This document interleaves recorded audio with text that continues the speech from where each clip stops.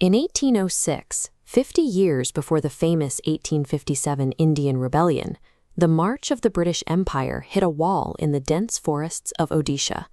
The world's most powerful military machine was stopped dead in its tracks. By the early 1800s, the British East India Company was rapidly absorbing the Indian subcontinent.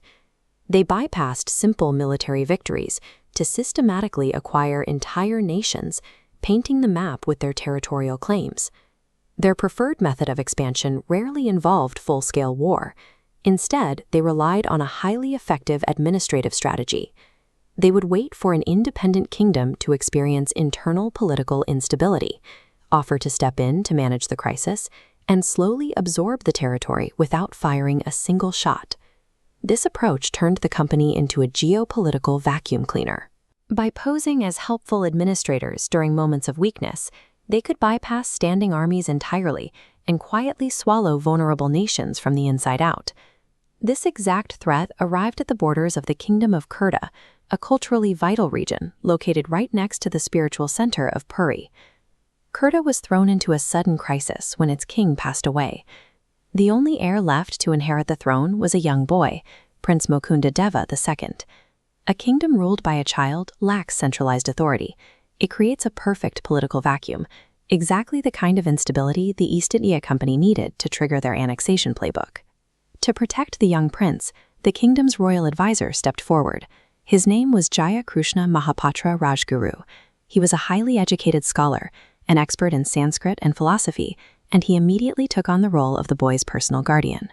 By placing himself between the Britain and the East India Company, Rajguru painted a massive target on his own back. He instantly became the single biggest obstacle to an expanding empire. The British approached Kurda expecting a predictable outcome. A frightened child king and a scholarly caretaker should have resulted in a quick diplomatic surrender. Rajguru completely rejected their demands. He refused to acknowledge British authority, short-circuiting their administrative takeover. This defiance was calculated. Rajguru drew the pressure away from the vulnerable prince, focusing it entirely onto himself. But blocking the company politically meant facing them militarily, and Kurda's traditional army stood no chance against the highly disciplined company troops. Lining up for a conventional war guaranteed defeat. To survive, this scholar had to completely dismantle and rebuild the kingdom's approach to combat. Kurda had a unique local asset, the Paikas. These traditional, fierce martial warriors were scattered across rural villages rather than concentrated in a single fort. Rajguru traveled through these communities, organizing these dispersed fighters into an active, cohesive resistance force.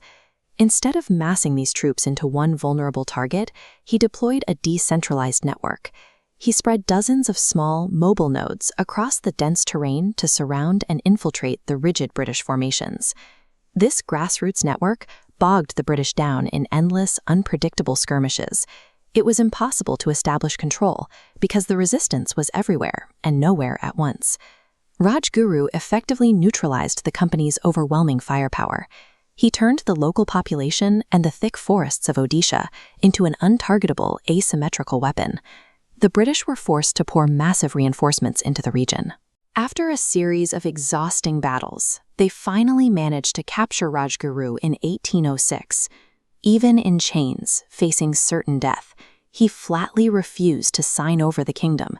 He would not surrender the young prince's sovereignty or legitimize the occupation. The company realized that Rajguru's ideas of decentralized resistance were far more dangerous than any single army he could field. They decided he had to be made a horrific public example. On December 6, 1806, the British tied his limbs between two forcefully bent tree branches. When released, the sheer force tore his body apart. The extreme, unusual cruelty of this execution reveals exactly what the East India Company felt in that moment. They were genuinely terrified that Rajguru's model of resistance would spread. Rajguru lost his life, but his primary objective succeeded.